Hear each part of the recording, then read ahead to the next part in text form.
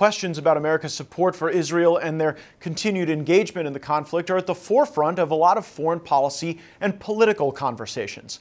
Over the weekend, the Daily Caller conducted an interview with President Trump on exactly this subject, and his view on the matter sent shockwaves through the internet. He said the Israel lobby in Washington, D.C. isn't as strong as it once was and is losing its grip on Congress.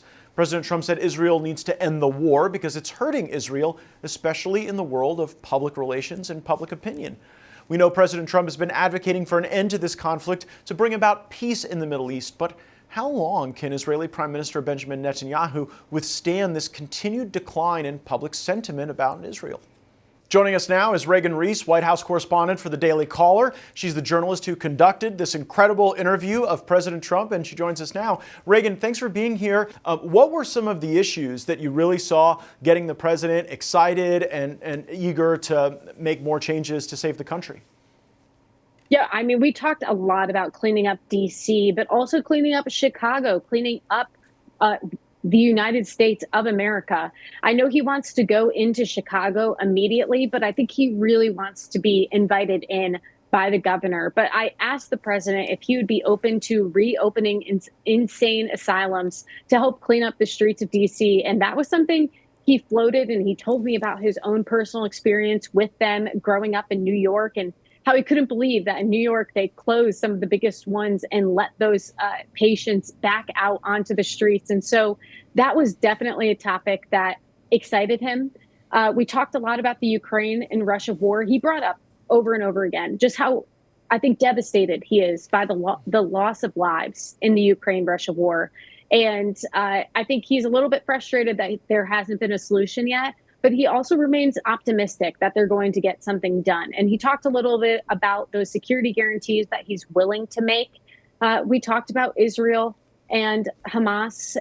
One thing that I thought was notable about our conversation was that he said he doesn't think Israel has the influence it has over Congress as it did 15 years ago. And that was something that I think he was very disappointed by, and he wanted to talk about at length.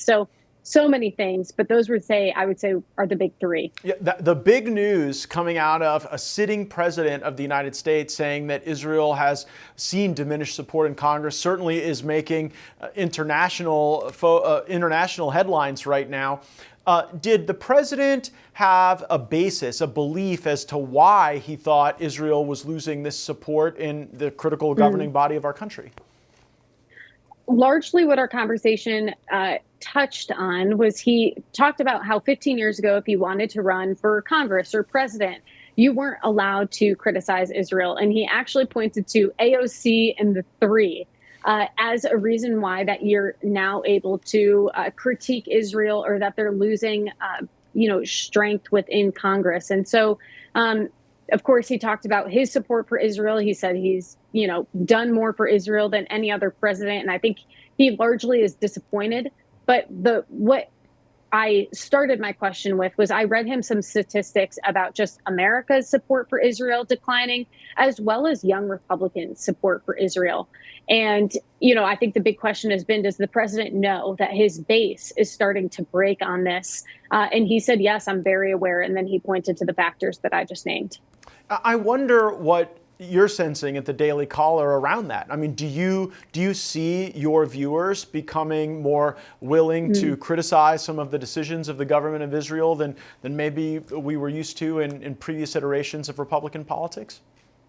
Well, to answer that question, when I look at the Daily Caller base, it is all Trump supporters and Trump loyalists. And I've started to see some of those big Trump loyalists who are starting to break with their support of Israel, MTG, Steve Bannon, et cetera. And so that was kind of what started to inspire the question was, what's going on here? Where are we seeing this break? And so I think it's something that's becoming more popular within the base. I think largely it's still the unpopular position, but it's definitely something that's starting to creep up, and Republicans aren't afraid to voice their frustration anymore.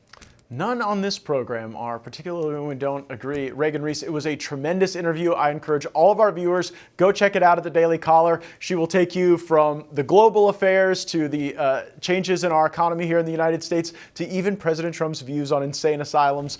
Congrats on the get, and we hope you'll come back and share more of your terrific journalism with us soon.